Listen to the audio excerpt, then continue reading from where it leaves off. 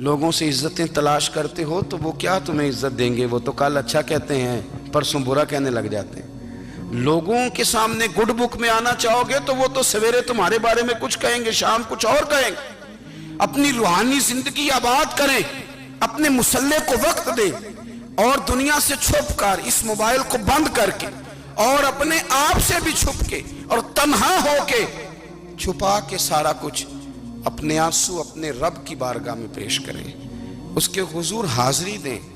سنو نا ترمذی کی حدیث، اور اسے یاد رکھنا، نبی پاک علیہ السلام نے فرمایا اپنے دکھ لوگوں کے سامنے نہ بیان کرنا، سیٹھوں نوابوں کو نہ بتاتے پھرنا، دنیا داروں کے سامنے جا کے نہ رونا کہ میں تکلیف میں ہوں۔ فرمایا اگر دنیا داروں کو دکھ بتاؤ گے رب تمہیں کبھی غنی نہیں کرے گا، اور لوگ ہیں کہ الٹا مذاق اڑائیں گے۔